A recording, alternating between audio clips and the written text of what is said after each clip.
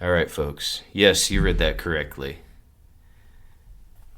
Dwayne Johnson is a fraud. Never thought I'd say the day. Well, I mean, I think we all saw it coming. I'm very betrayed because You're betrayed. What about me? I thought. You know what? Before we actually get into it, a few episodes ago, I was singing your praises. I was saying you had charisma and you were a good actor, and you've been lying to us the entire time. We all know you're watching this. We all know you're listening to this right now on every platform. You're streaming on all devices currently. We're your favorite people, or we thought, we were your favorite people. I was your biggest fan. Welcome, ladies and gentlemen, to another episode of the Third Wheel Podcast. I'm Caleb, and this is my buddy Shaps. Yeah. You can call me PO'd, actually, from now on. This broke a couple days ago. Dwayne Johnson revealed that the beard he wore, specifically in Hercules, which I very much talked about a couple episodes ago, saying I liked, was fake. And it wasn't just fake. He used the hair off of a goat's testicles to style the beard that he wore for that movie. And I'm very disappointed. Do we have a comment from the goat owner? Oh man, I bet he's very upset. Very upset. They never. That's the unspoken victims of this type of tragedy. I mean, honestly, like if I was going to lend my goat out, to a big Hollywood studio, I'd be like, man, finally, get some goat representation. Oh my god, no violation. I'm disappointed. He had such a good beard in that movie, and it's like it was fake. The whole thing was fake. It was all Hollywood magic. I don't know what's worse, this or Superman's fake mustache. Oh yeah. I mean, could that be its own little genre? Did you hate that? Because I kind of loved it. Not because it was a good effect, but I actually very much enjoyed how terrible it looked. It was entertaining, which I guess is what movie you're supposed to do. I mean, like I mentioned, Justice League is one of my favorite films. Again, not because it was good, but just because I hated it. And it was so bad that everyone agreed. So, okay, I'm going to ask you a question. Well, not ask you a question. I'm going to make a statement here. I vaguely remember a Hercules movie coming out.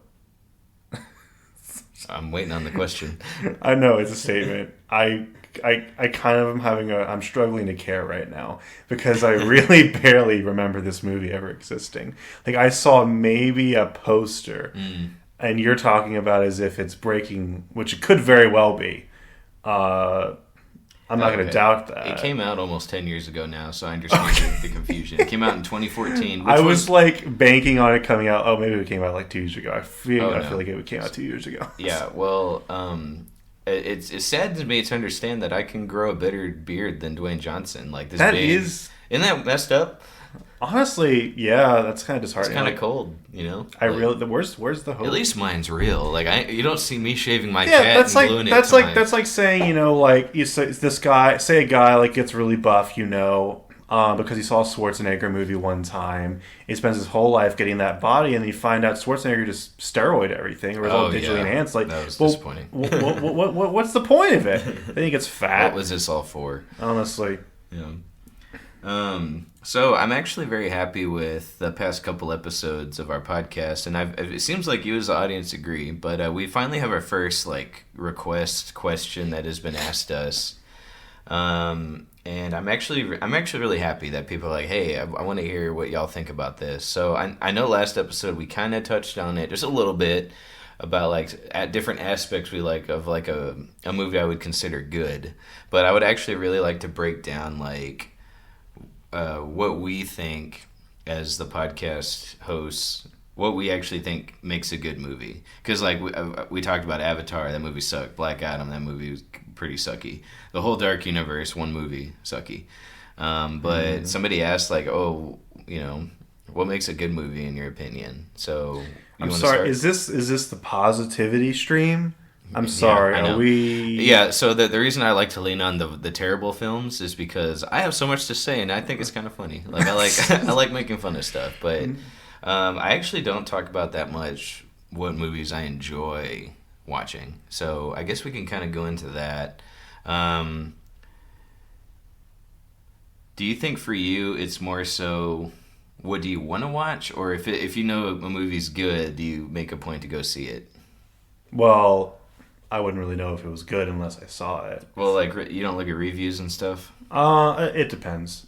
Most of the time, I'll check a couple trusted critics or reviewers, not like Rotten Tomatoes or anything. I mean, like YouTuber reviewers who don't really go into like spoilers or anything, just to know if I'm going to waste my time. I don't really like wasting my time with stupid movies unless I'm going to watch a stupid movie knowing it's going to be stupid. Yeah. If it's a movie that I'm like, that looks cool, but I'm not like jumping out of my seat to go see it. If I'm going to make a whole day out of it, invite people, I want to make sure it's going to be at least enjoyable, get my money's worth. I actually I do use Rotten Tomatoes. It's not perfect. If you don't know, Taken has a very low rating, and that was a good movie. Not the other ones, but the first one was very good. Yeah. And has a low rating, and then they give TV shows that are really bad, like Big Mouth. Big Mouth has like stellar reviews. That show's terrible. Oh, jeez, it's pretty bad. Yeah. Honestly. Yeah. So I think it's a good like indicator. Like if I'm excited for a movie and then it's got like a 50%, that's like a very straight down the middle. Like you might like it, you might not. Like the Black Adam had like a 52%. That doesn't help me at all. Like it's like, okay, so is it good or not? Just for those of you who don't know how the Rotten Tomatoes score works, it's not a 1 to 100 or 1 out of 100 scale. If it's like a 50% score, that means like 50% of people who have watched it like the film. It's not 50% like doesn't a mean school 5 score. out of 10. Yeah, exactly. 99% doesn't mean 9 out of 10. So I didn't actually know that for the longest time, which is why I'm sharing it. There's so much confusion on that. I see so many people complain about that type of stuff, and I mean, I like the Rotten Tomatoes. I like the audience score. Typically, to me, that's a little bit more. I can't stand the audience score. Really? Yeah, I don't like the critic score. Let me tell you, Batman v Superman, when people were walking out of that theater, were like, man, Marvel better watch out. And I was sitting here like, oh my God. Okay, yes, it's subject to influence, but besides the point, what makes a good movie a good movie? Okay, I keep going back to like what I hate, and that's not what the I know, it's out of our comfort zone to actually talk about what we like. Can you believe that? So I really very much enjoy reveling in misery. Just to be clear, I don't have any professional film experience. I have some industry experience when it comes to like live production, but nothing really like post production. I mean, I've done a couple things, but what I'm trying to say is, I'm not like I'm not a connoisseur. I'm not someone who you go to for every little detail about a film to dissect it, but I do feel like I relatively know what makes a good film. Mm-hmm. I feel like we all do, in our own sense. For me, it has to be if it hit me on an emotional level. And what I mean by that is if I remember it. Like if I'm driving one day, or, I'm on the can, or I don't know, just sitting at home, and I just remember one particular scene that gave me goosebumps, in one movie. And the fact that it, say it was years later, and I'm still thinking about it now, that tells me there's at least substance. And that's what I care about. I don't even care if it's like a critically great movie. Say they did everything perfectly, quote unquote, perfectly, industry standard. That doesn't always mean the movie has heart. To me, the movie has to have heart. It doesn't have to be the cleanest, doesn't have to be the highest budget, doesn't have to have the highest paid actors. As long as it has heart, it has intentions, and it's confident. You can tell if a movie's confident, same with TV, if it's confident or it's just trying to chase a trend.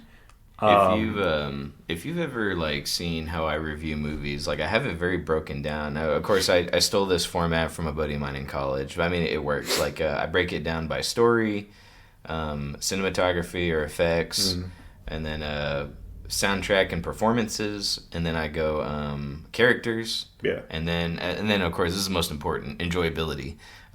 Was it enjoyable? Everything could be stellar, like you said, but the movie's boring, right? So it's very much so, and then at the end I kind of tie it all up in a conclusion. So, are you cool if we go through it kind of step by step like that? Let's talk about story, let's talk about this and that. Sure, but we have to pick a movie to cover, I suppose. Yeah, so I have a few examples too. If we're just talking story, there's this movie, I don't know if you feel comfortable talking about The Whale, but it's a Brendan Fraser movie. I've been meaning to see it, but okay. I know a little bit about it. Well, okay, let's go. What's the last movie you watched? Last movie I watched? Have you seen The Menu yet? I did see The Menu. Are you Okay. talking about Are you talking about movie I saw in theaters or recently? Because there is actually a movie I wanted to talk about that I just saw last night, or for the really? second time. What but would you say? It was Judge Dredd. I did not watch Judge Dredd. I feel like it should be something we've both seen, so we can kind of break down like a good movie. Sweet. I mean, I saw The Menu. I want to talk about The Menu. Okay. Did you like The Menu though? Would you say it's a good movie? For the most part, yes, I really did. Okay. Okay. So when you say most part, that's a good thing to point out. Every movie is going to have its flaws. Yes. So if you're if we talk about The Menu and there's a scene where you're like, bro, this one part didn't do it for me. Mm-hmm. Like that's fine. Like Right. the whale, like I loved it, but it wasn't like perfect, But okay. I would say I wouldn't say The Menu was like a movie where I'm going to remember it though. I don't know. It was a great experience, but I don't think I'm going to remember it. Okay, let's go back down. Let's start with story. So story wise, spoiler alert, I suppose. we can see. We'll see where it goes. Well, the thing about this film is that it's kind of best if you go in blind. So yeah, light spoiler alert at least. I guess so. So The Menu. We're talking story. So the concept of it, like there's a villain. What's he trying to accomplish? That's very well explained. The premise. Everyone's stuck in one house, so like if you're talking set pieces, you're not going to get a ton of like variety. Yeah, exactly. But if you're going to stay in one location, can you make it interesting? Like yes, and they definitely did. Yeah. And so was the story engaging? Like yes, like the motivations. Every character has something they're hiding. Absolutely. Like I was very much engaged the entire time, trying to see how the story unfolded. Or like is the dialogue well written too? Like that's important to me. Like the jokes, if they're making jokes, are they funny? Yes. Right. You know what I mean? I know comedy's subjective, but like if a joke doesn't land, if it's at least well written, you can have it like you can still highlight that and be like, okay, they tried to have witty dialogue. Good example of bad dialogue is like when they think it's way smarter than it actually is. Like the guy performing the line, he's like sitting there snarky, like, hi, this dialogue was written by a very high intelligent person, but you can tell it's more so they feel like they were writing smart dialogue when actually it sucked. It's not as witty as they think it is. Sure, that's idea versus execution. Yes, exactly. Yeah. The Menu like has very funny dialogue. There's a scene where the main guy's breaking down a s'more and how like it's like very random ingredients that all on their own taste pretty good, but you mesh them together, it's like a terrible catastrophe of flavor. He was like, but why do we enjoy it? Because of the comfort it brings of like being around a fire. There is being with family. Good healthy amount of dark humor in this movie. Like it's very dark humor. Yeah. But it's just my kind of dark humor. Exactly. There's a lot of cynicism in it, and the reaction of a lot of the cast, people who are presenting these wacky, crazy ideas versus the people who are just experiencing it.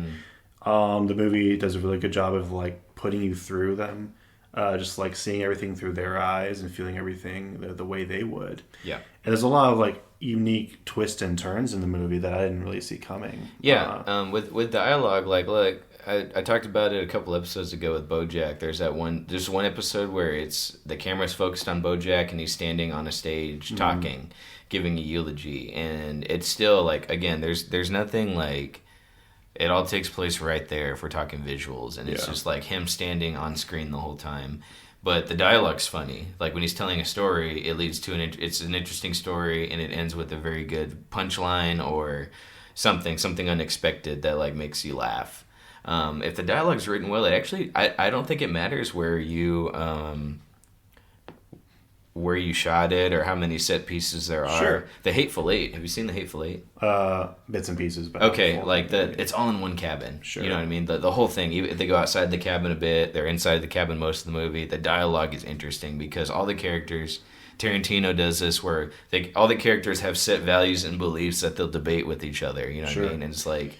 It's riveting. It's really good dialogue. So, like, the menu, it's all in one place, but everyone's talking to each other. They're dipping into their personal lives. The main guy, the head chef, he's dipping into his personal life and how it shaped how he's cooked food and how he's...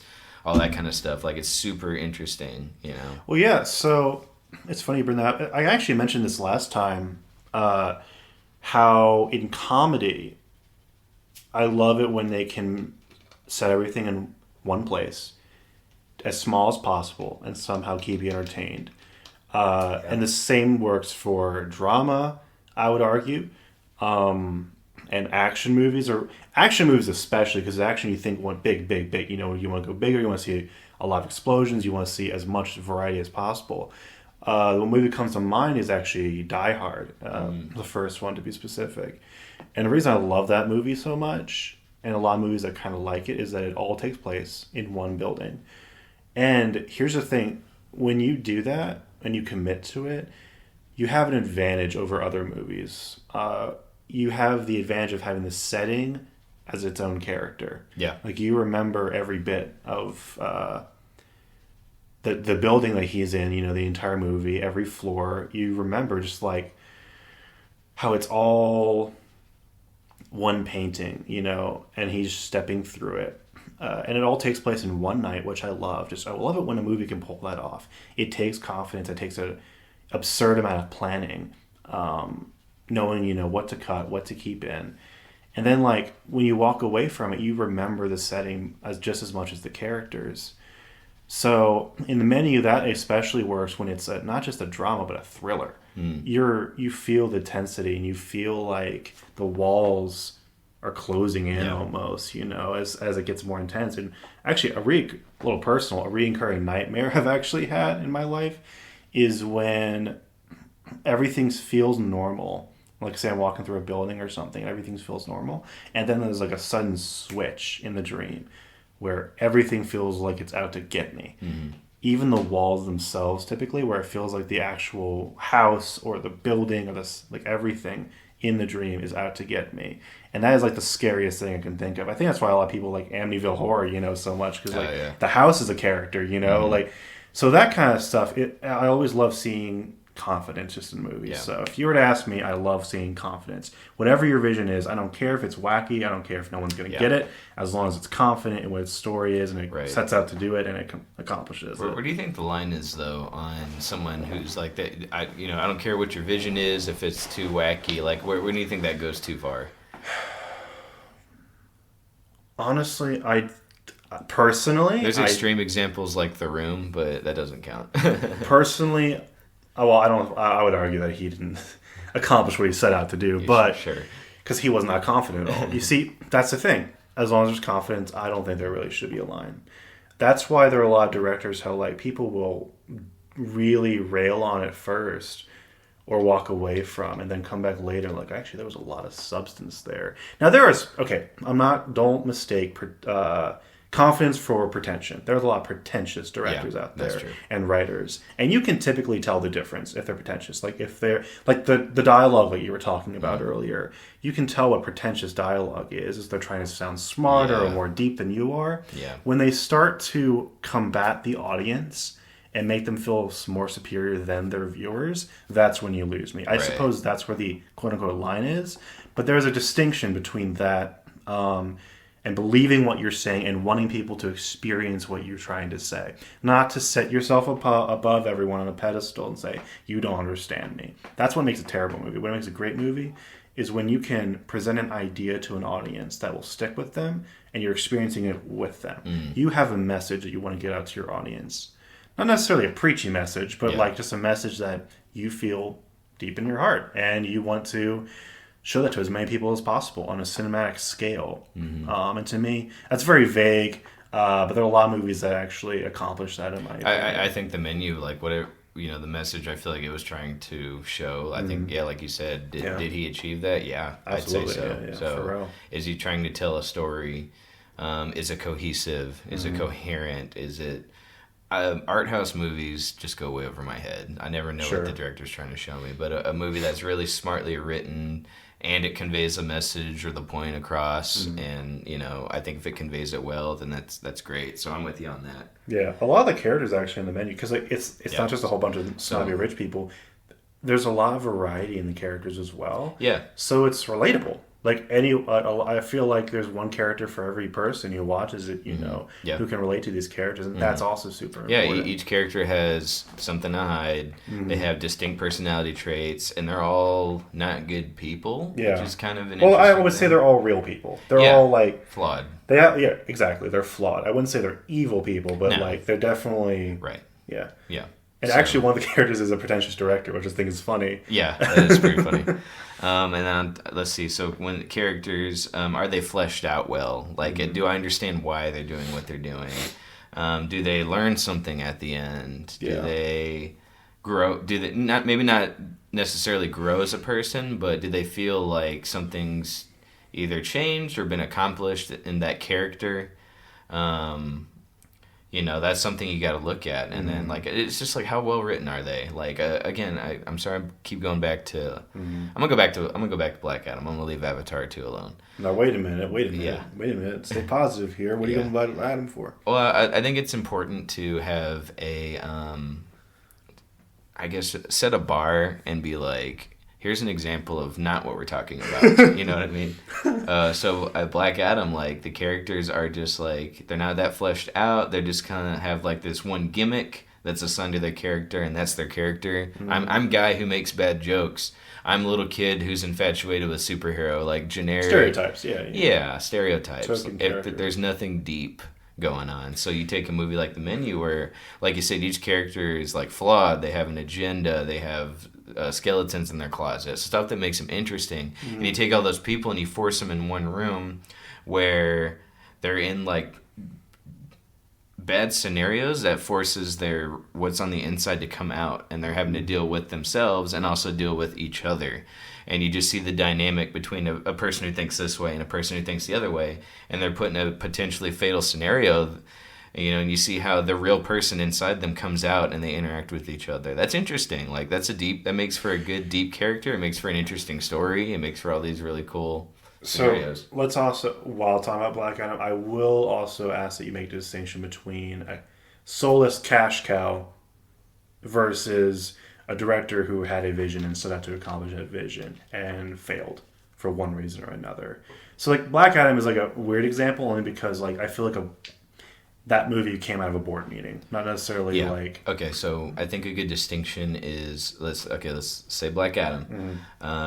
You know what the agenda was. It's a conglomerate of all these superhero stereotypes. You got some fish out of water humor because the superhero, he's not a human. And it's funny to watch other people react to him. On paper, it's funny, but we've seen it so many times. It has a goal of establishing a new character who's going to be connected to a whole universe with other superheroes. We've seen that plenty of times. The jokes are very shallow stuff. Just very shallow humor. Like, I won't say juvenile, but just like, again, just stereotype stuff we've seen before. The overall agenda, he's like, what's the director trying to tell you with the story?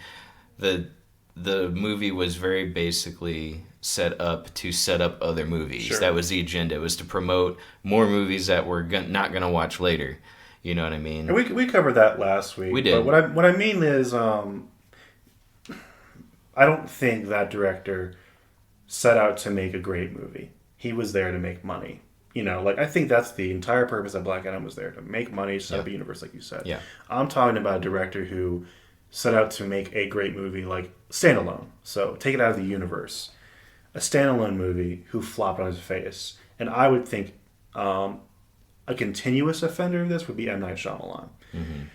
He's made some great movies, but there are some movies where you can tell the pretentious dialogue just bleeds out of the walls sometimes. And that's because he's in his own bubble.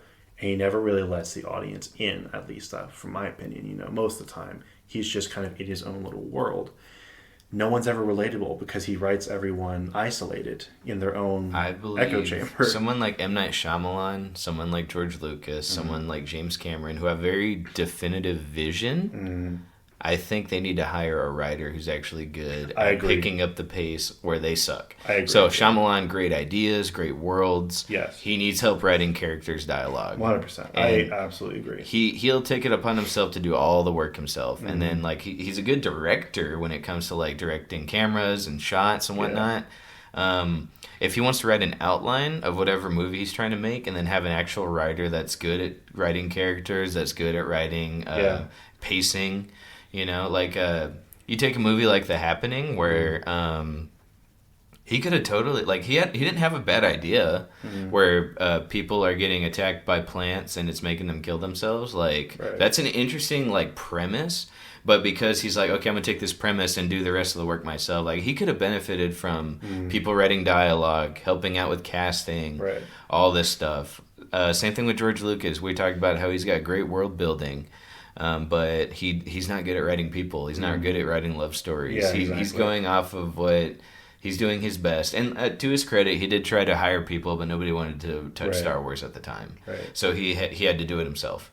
But James Cameron, like, he makes interesting, like, premise movies. Titanic, premise, but generic love story. Avatar 2, Great New World, like, really cool, but generic love story, generic world conflict. building is so much different than character Exactly. building. And that, like, these guys with such definitive visions... If they're not talented in writing a cohesive story, deep characters, all that kind of stuff, a good script, funny jokes, like if they're not good at that, I think they need help recognizing that. And, hey, I need to hire someone who's actually good at this. Yeah. You know what I mean? So backtrack a little bit back to what makes a good movie a good movie. I think there's a common theme kind of formulating here. So we talked about how you can really do a lot with so little. So isolating the audience into one space for the entire movie, how effective that can be. I would go even further to say the least that a director can do to make an impact, the better. Like, when a movie can convey a message with little to no dialogue, for instance, in a scene, little to no variety in the backgrounds or whatever, and I still feel the same, if not more, than I would in any other movie, like, that's something special. So, for instance, have you seen The Lighthouse? I have not. That's the one with Robert Pattinson and Willem Dafoe. I started watching that. I didn't get to finish it yet. There's a lot of silence in that movie, let me tell you. But you don't feel any less dread than you would in any other, like, thriller or... not really a horror movie, but still, like, it's just that tense feeling, and the fact that no one really talks a whole lot. When they do talk, the conversations are so freaking tense that you want to go back to the silence. And you go back to the silence, it's like, man, I actually wish people were talking, because I feel even more tense now. And another obscure example is, like, I don't know, RoboCop comes to mind. Like, you hardly see his face the entire movie, or the top half of his face at least. And there are some scenes where he's just, like, walking in a room by himself. And, like, there's only like a track playing behind him, and he's walking in, like, the house of his family or his former family, and you just kind of feel his emotion, even though he's supposed to show no emotion. He's going off the rails in the part of the movie, and you feel it. I don't know. I bought it. Like, not because the movie told me that's what's happening. It didn't say anything. There was no dialogue in the scene. He was just walking through his house, and you could just feel the energy he's trying to convey.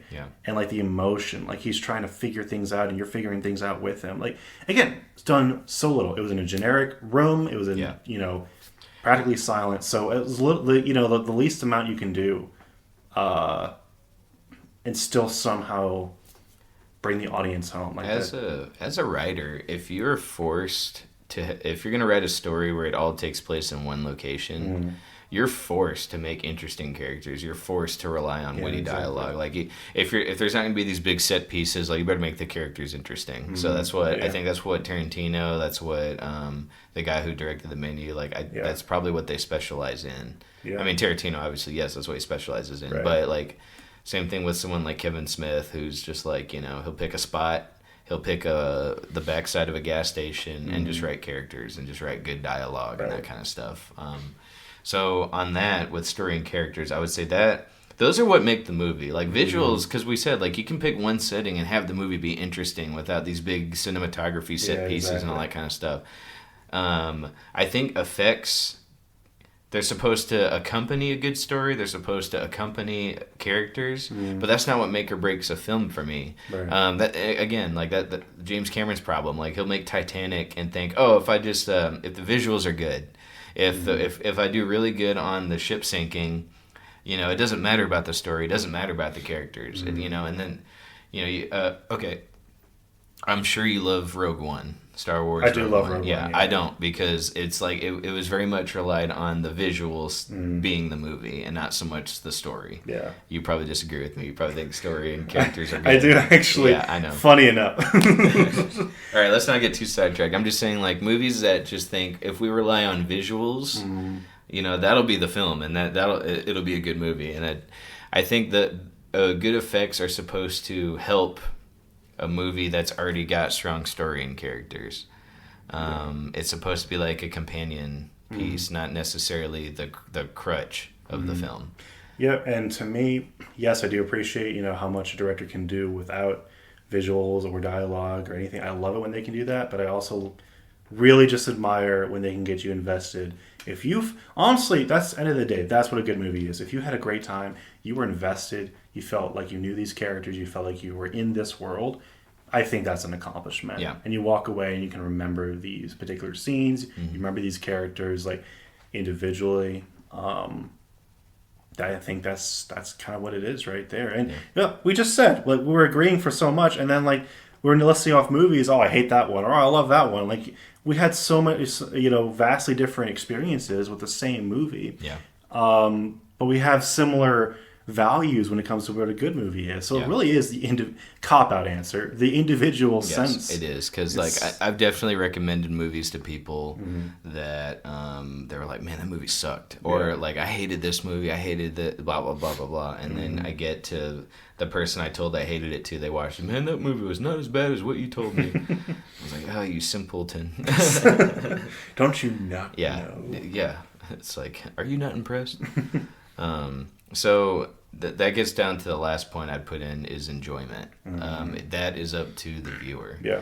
There are movies that are so bad that I love, that I adore, because I enjoyed the crap out of them. I know I talk about, like, I like watching dumpster fire movies because I like to think the studio is going to be pulling their hair out.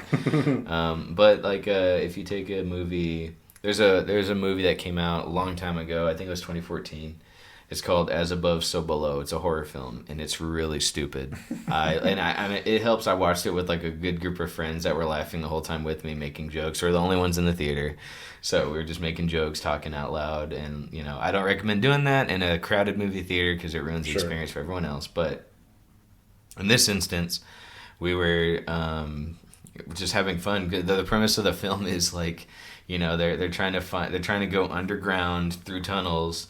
And then they keep finding writing on the walls like as above, so below. So they're thinking, okay, we're going down underground, and we're trying to get back up. So the only way to get back up is to keep going down, and then eventually we'll end up back on top. It was so stupid, and the characters are making dumb decisions. I just realized these. yeah. I was like, oh, if we want to get back to the surface, we got to keep going down. Like, what? Going down. I'm like, what do we? They're like, as above, so below. It was so bad, but it was such a great experience because, like, the enjoyment was there. I watched it with good people. We knew it was dumb.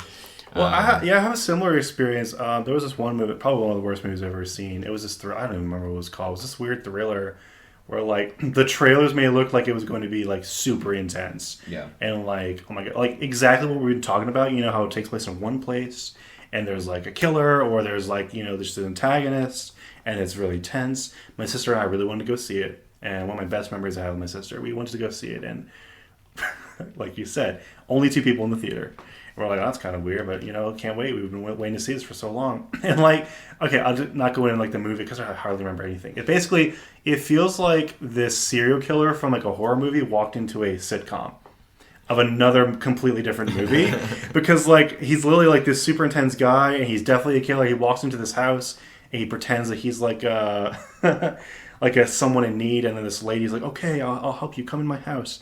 And then like she has this friend there, and they literally just like have this TLC sitcom experience. It's just ridiculous, and then it goes off the rails, and then me and my sister like predicted every single thing in the movie, but I've almost never laughed that hard in my life. Yeah. I can't say, man, that movie sucked. I hated being. No, I had a great time. What are you talking about? Right.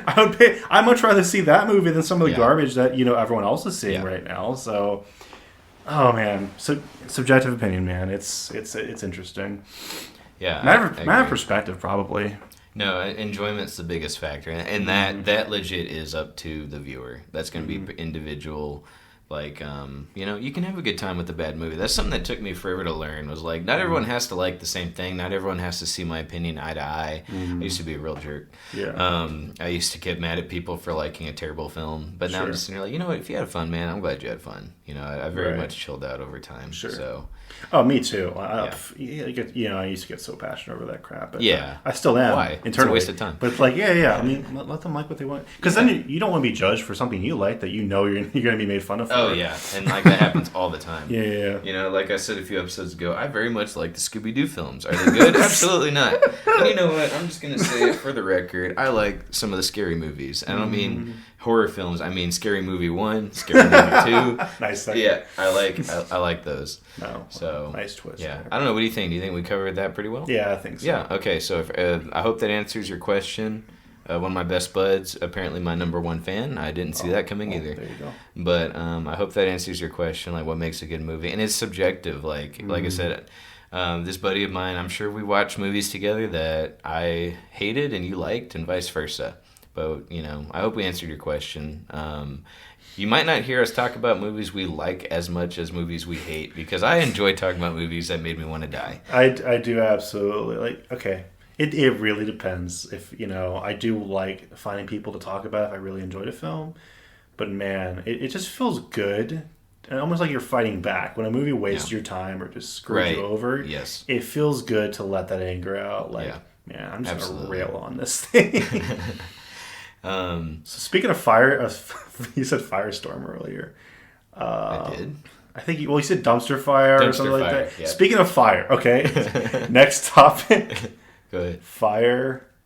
Oh my goodness. Yes. Okay. So a few episodes ago, we talked about one of our favorite creators of one of our favorite shows, at least mine, Rick and Morty. That's not what I meant. Oh, okay. Well, I'm sorry. We got to cut this out. Oops. Oh no, we're hacks. We're frauds. Okay. Well, tell me what you're trying to say then. Fire Festival. Oh. Oops. Actually, I want to come back to that one because I didn't read up on it like I was supposed to. So I'm sorry, we'll have to cut out this whole section. All right. Well, because quickly. Yeah. Segue. Okay, Justin Roiland was fired immediately after we posted our first episode. We talked about it, and we're like, man, I wonder where this is going to go. And then it's like, immediately. As soon as we said cut, like, Justin Roiland fired. we got texts on our phones. Our agents contacted us. And, we're on the phone with Adult Swim, actually. And the truth is there. Yeah, I mean... Confirm the story. I mean, not necessarily the whole truth yet, but there's enough surrounding evidence. There's no trial yet, but, like... Well, I will say, I kind of predicted that what I said was, if I remember correctly, that Adult Swim wouldn't waste any time canceling like Rick and Morty, even like just because of publicity. Like I knew they were going to do something. The show's not canceled, though. I know it's not. That's the crazy thing. So I'm like, because I didn't think they would ever go on without Justin Roiland, because he's the most prominent voice actor on that show. So I was like, well, they'll probably just cancel the show before they cancel Justin Roiland. But sure enough, even before a trial, they fired him. You want to talk about cash cow? Rick and Morty's a cash cow. Back when season 3 came out, they renewed a deal for like 90 episodes. That's their moneymaker. Exactly. One of them. So I'm disappointed. Like the show's effectively dead. Like I mean, they're gonna try and keep going. They're gonna rehire the cast. Yeah. They're gonna recast Rick and Morty. That's what they did. So they did actually say they put out like a little response, and they said Rick and Morty will continue. Good luck. I'm sure it will in a different dimension, maybe. I'm disappointed, bro, because I was really engaged in the story and all that kind of stuff. But I mean, I hate how many people that I look up to end up being horrible perverts. You know, it's very disappointing. Like, not that we know for true. No. Yeah, and you're right. Wouldn't that be like alleged pervert? Would that be the most horrible thing if like he actually wasn't guilty of any of it? Yeah, that would be. But there's a lot of surrounding circumstances. I'm sure he's guilty of something. Yeah, it's sad. It's very really sad. I feel my heart goes out for the victims. I know I said that already, but it does. Like, I'm sad there's victims. I'm sad they took a job working with a very talented creator, thinking like he's gonna. Either my career is going places, or I get to work with a guy I admire, and then it turns into something that, that it wasn't what they thought it was going to be. Right. It's very disappointing. My heart goes out for those type of people. And honestly, it hurts the show. It hurts the fans. The fan base can be pretty toxic. Yes. Well, yeah. Regardless of what happens, that marks the end of an era. Mm-hmm.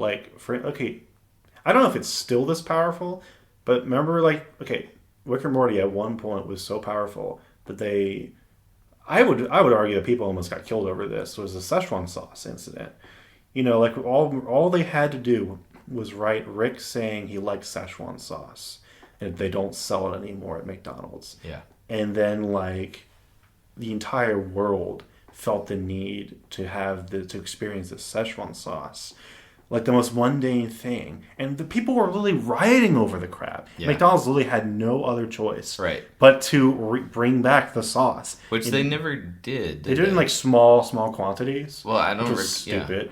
Because then, people were literally almost killing each other over. Yeah, I remember that. But I mean, after that, they made a statement hey, we're going to bring back the sauce for real this time. They never did. And they never did. I was like, what the heck? And I don't even think they did bring it back from the live-action Mulan movie. Right. No brainer. But yeah. That would have made sense. Honestly, I don't really blame... that's scary. I think the reason, I don't really blame them is because, they saw the reaction of some of these fans. They're like, man, I don't really want to take part of that. And people are probably selling the little packets for hundreds and hundreds of dollars. That's how powerful the show was. Yeah. Is probably, well, I would say was now. I don't think people would do the same nowadays, but it is the end of an era, and I would call it the Justin Roiland era because he's just been so prominent in the animation industry for so long, and so many people respected him. Now it's just in an instant snuffed. He was branching out into not just other shows, but video games. He did a few charity promotions. He collaborated with a lot of other animators. He again, very well known in the industry. He voiced a lot of characters. And national icon, honestly, but just gone instantly like that. Yeah. Well, on a brighter note, and I say brighter, but we had... At the ending of last episode, we decided, hey, good show, guys. High five, chest bump, oorah. Yeah. Let's go to Wendys. Okay. Well, okay. I did not say Wendys, but... Yeah, no, we took out a friend of ours to Wendys. But, we got there, and we had such a bad experience. I was like, when we film again, we're definitely going to talk about this. I was expecting... Because I actually like Wendys, so I was expecting... I very much enjoy Wendys. Oh, man, let's go. Absolutely. No problem. Yeah. Man... where do we start? So we walk in. We're getting ready to place our order. It looks like a Burger King almost. It doesn't look like a Wendy's. It looks like a weird... I actually like Burger King, so I'm not going to go there. Okay. I'm gonna bleep everything you just said. Yeah, that's fine. You're editing this episode, right? So yeah, just cut that part out. You like Burger King. Okay, yeah. Okay. It does not look like Wendy's. No, so we go in there, and it kind of looked like the old school Wendy's before they remodeled. You remember, we actually talked about this while we were there. The old school Taco Bell had purple everywhere. Yeah. But this Wendy's looked like the old school Wendy's. Ugh. Oh man, did it actually new Wendy's is sexy now? That's their theme. Yeah. They're supposed to make it a little bit more homey, a little bit more modern, and this was this is exactly garbage. how I remember as a kid. Very disappointed. So we get in there, we get in line.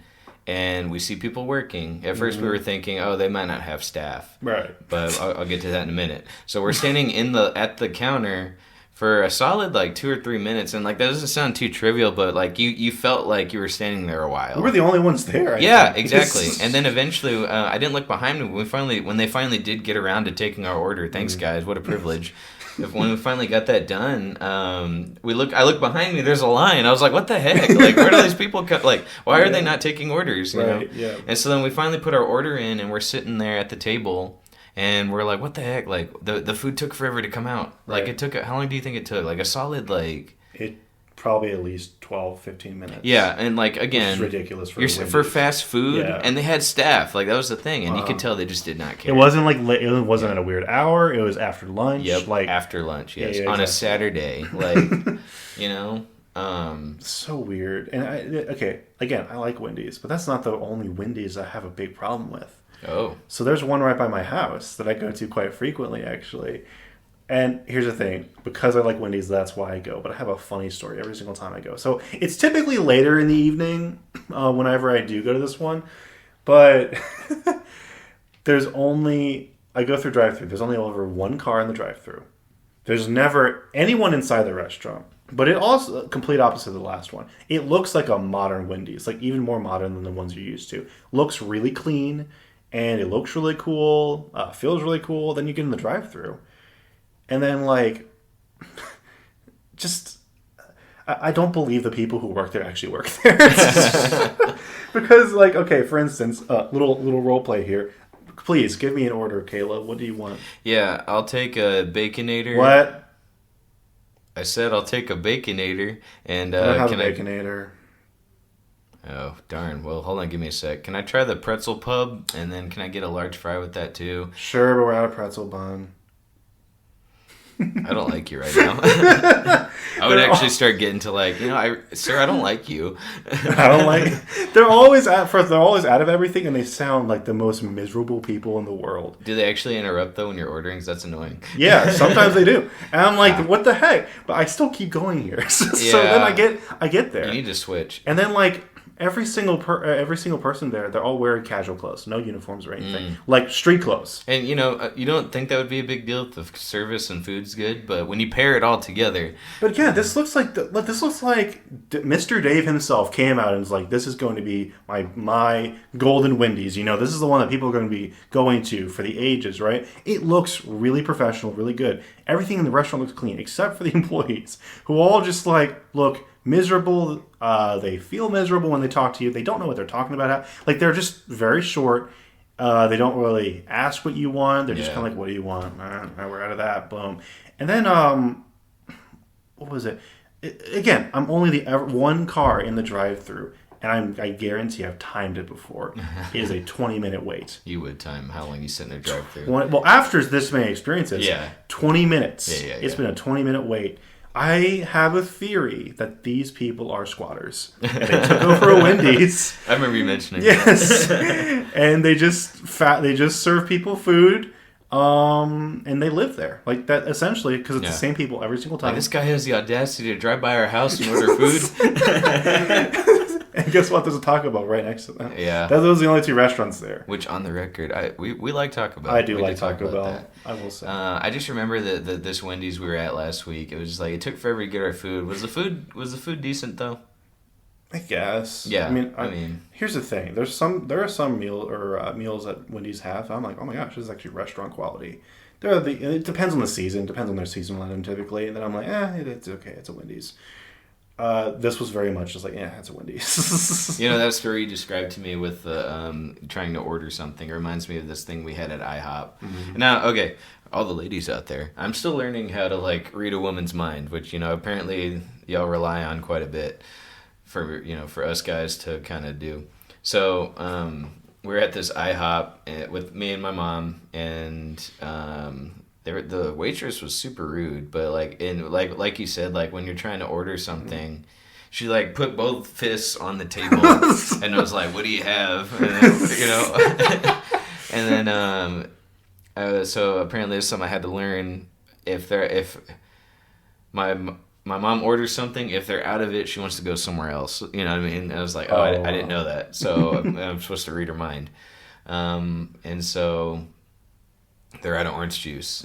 And so I was like, and she did it rude. Like, she's got her fists on the table, and she's like, my mom was like, well, I'll take some more shit. We're out of orange juice. And then my mom gives me the look, and I was like, oh, there's the look. Well, ma'am, I appreciate it. We're going to go somewhere else. You know what I mean? But, I don't like it when you're getting interrupted. I have a pet peeve, and that's, like, repeating myself. So, like, I'll go into a drive-thru, and I'll be like...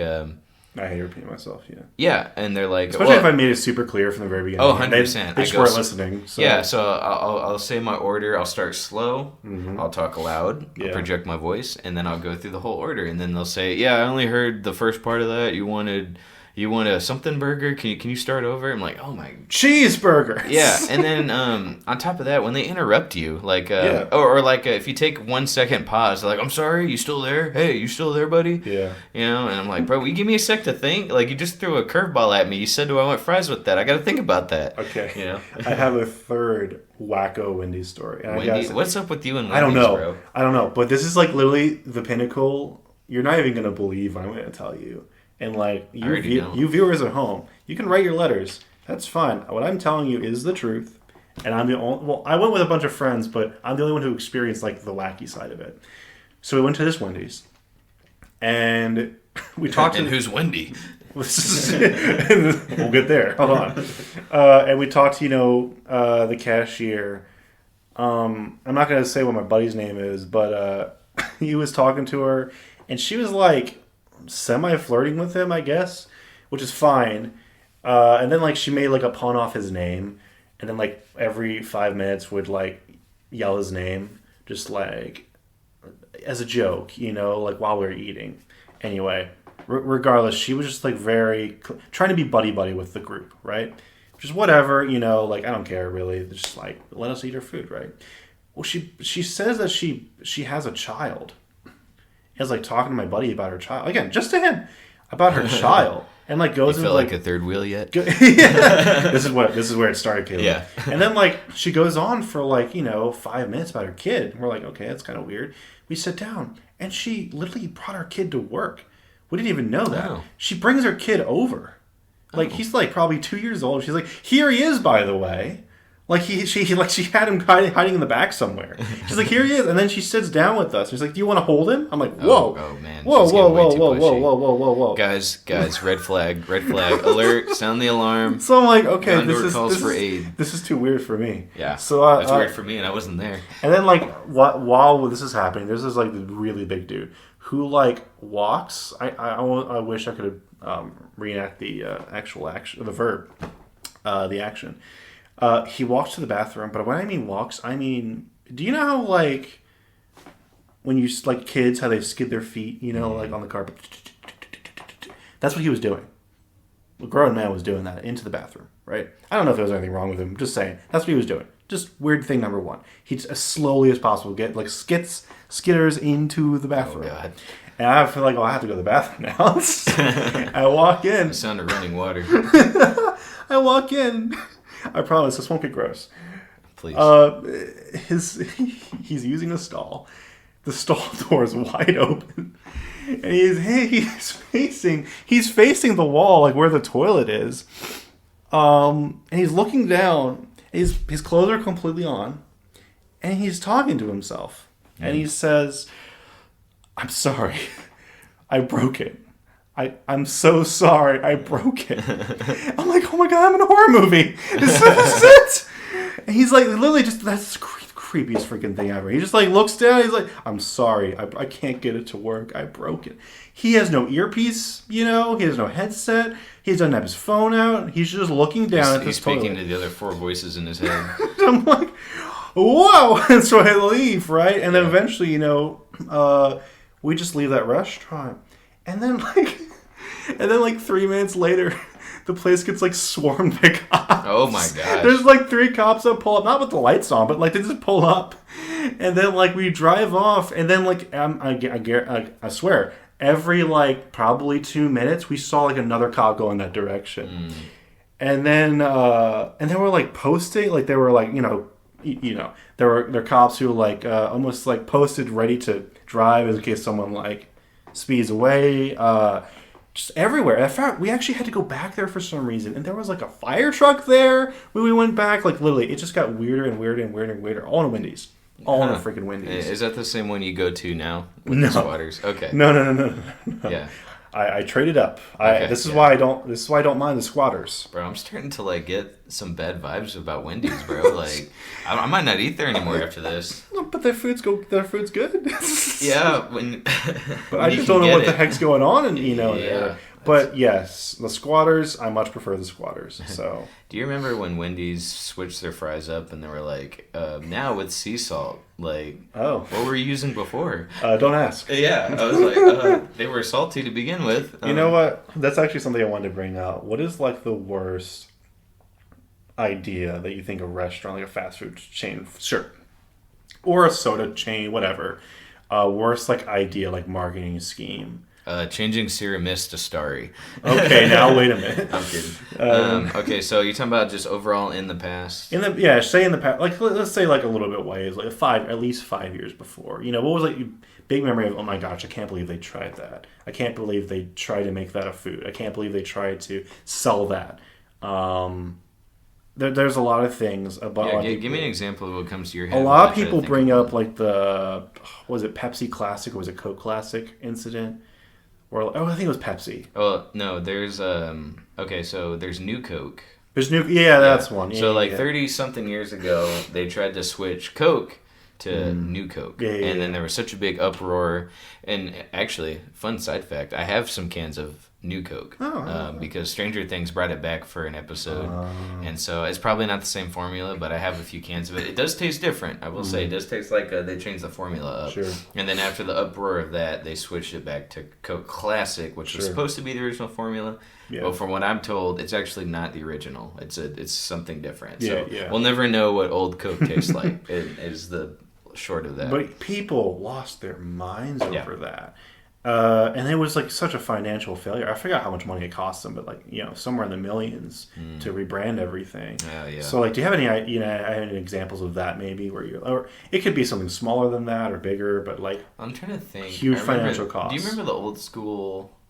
Do you remember the old Apple Jacks commercials where some corporate guy was like, "We're about to change Apple Jacks to look and taste like real apples," and then all the kids would be like, "We can't do that. We got to keep the original taste." It's just, you remember that? Yeah, I do remember. That's so. Oh man, that's awesome. And then it reminds me of the old Tricks are for Kids commercials, which I never see anymore. Look, I'm gonna be honest with you. Sometimes I still watch those old cartoon channels. Oh sure, yeah. But you get to the old gimmick. Do they still sell Trix yogurt? I don't know. Yeah, I don't see. I actually think I went to look for it, and they actually don't sell it anymore. Wow. Which is crazy to me. But I used to have that all the time. Yeah. So we go.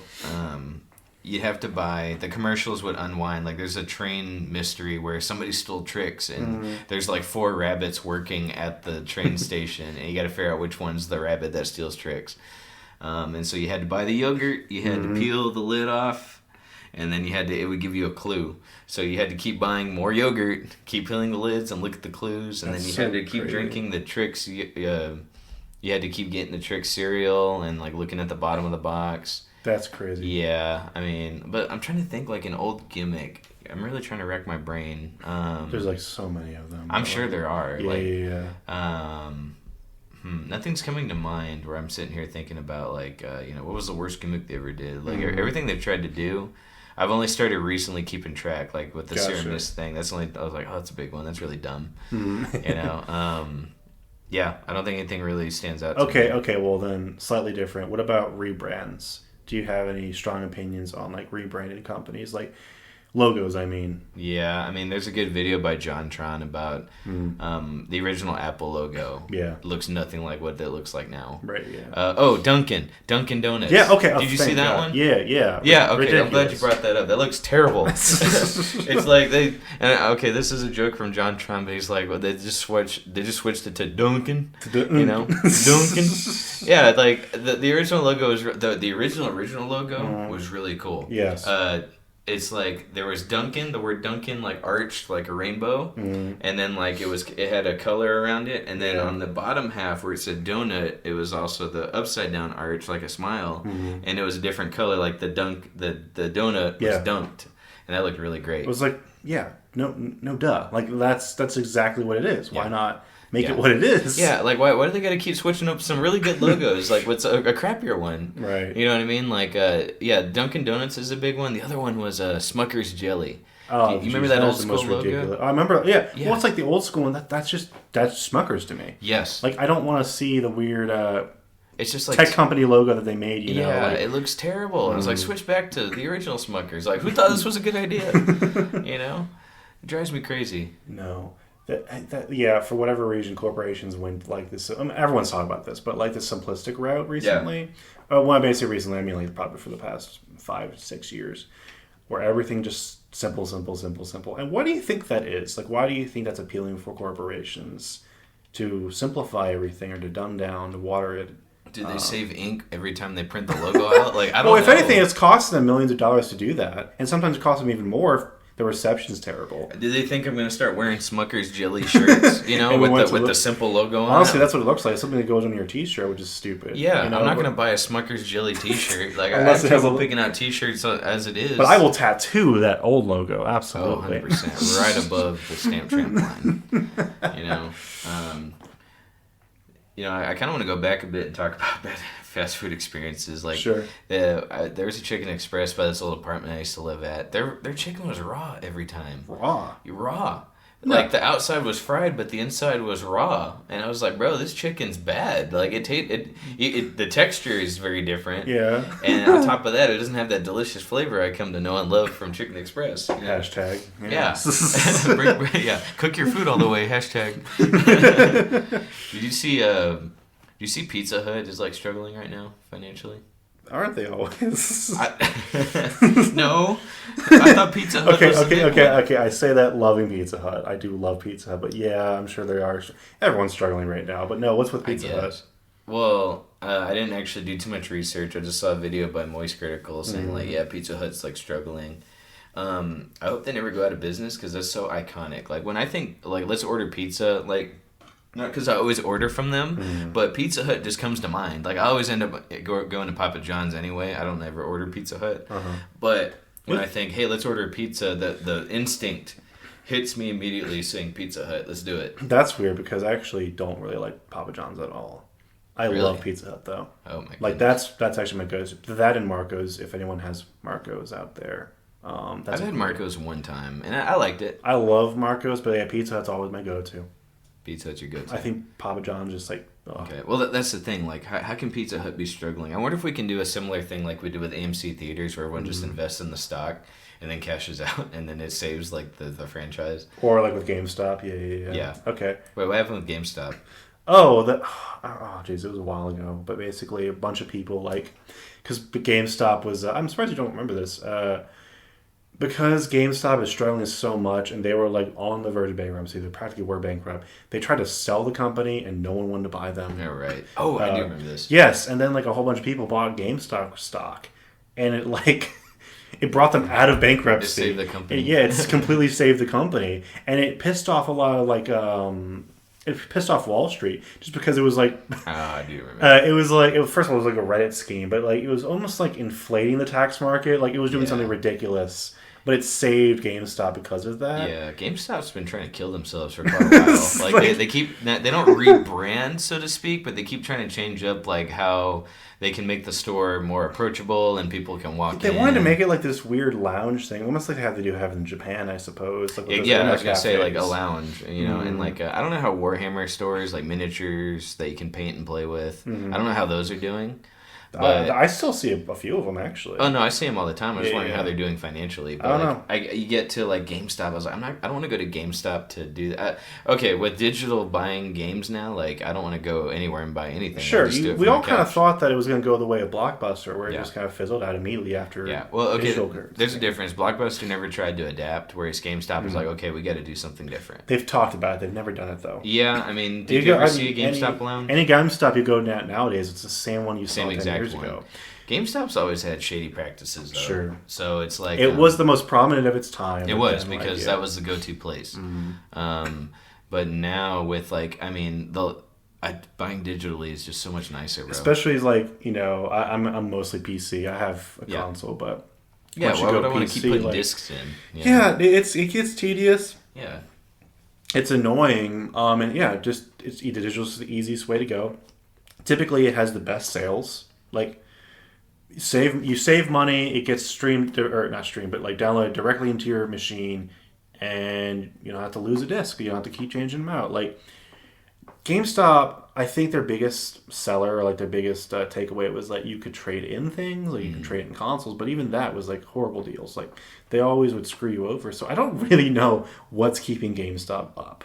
I think they're a go-to if you want to buy a PS5. Maybe that's about it. Right. Oh man, I didn't even get my PS5 from GameStop. Oh really? I had to get it from Best Buy. I got lucky. I was buying a TV, and this dude's like, I I was like, hey, do y'all, I had to lean in to whisper in case someone heard me. I was like, do y'all have any PS5s anywhere? And the guy's like, no, we don't. And the guy next to him was like, yeah, we do. And the guy's like, what, we do? He's like, yeah, we do. We got plenty in that little pallet out back. And I was wow. I was like, plenty, you say? And so the guy's like, yeah, I'll be right back. And he goes back.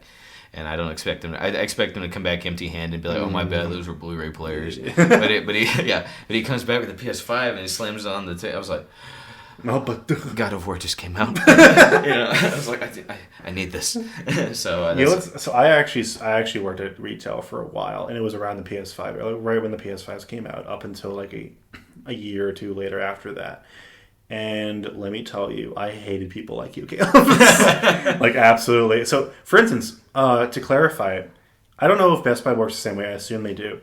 Yes, during, like, not, like, directly when the PS5 came out. I'm talking about, like, a few months after, like, probably 5 months after, when there were no PS5s anywhere. Yes, we did have PS5s, but they were reserved for the online store. So, if you order pickup, essentially, we would have it for you. But you have to order online. We can't just give it to you if you walk in person. So when everyone was like, oh, we heard you have PS5s, or we looked up, you said you have PS5s. Well, we do, but you have to actually purchase it in the online store.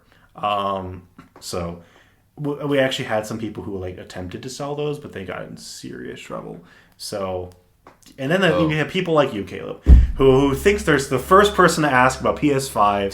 They walk up, they're like, "Hey, but you think? Look, could you give me a deal? Could you give me the skinny person I've never met before? Absolutely, I'll give you a deal. The same treatment anyone else." I went in there with the intention of buying a TV, and I said, "Hey, by the way, do you have any PS5s?" It's because your charisma, Caleb. Homeboy set me up. He was like, "Yeah, we do." You gave him the smolder, and he actually wasn't supposed to sell it to me. He had to ask the manager, and I didn't ask for any of that. If the manager agreed to it, that's one thing. But dear Lord, man, I wasn't gonna press him on it. Like if he was, I would have been beheaded for that. But no, oh my gosh, every single day, at least 20 times a day. Do you have any PS5s? They would call the store. I would have to tell them every single time, and then explain to them why we don't have any PS5s. Just sucked, man. Screw you, Caleb. And that's why I have you on this show with me. Yeah. We're at an hour and like 6 minutes. How do you feel? It went by kind of quick. Pretty quick. I feel like if we do another time, it's going to be like another 20 minutes. So, yeah. Let's close this one out. All right. Well, that is a wrap-up of episode 3. I'm surprised we're still going. I'm very happy with how it's gone so far. I'm just having fun. Like, I don't even care if I find an audience, but there's an audience for weirdos like me. So, I thank you for joining us this week, and I hope you'll tune in next week. I will see y'all next time. Y'all have a great day. Say bye, Shaps. Bye. Bye, Shaps. Shaps.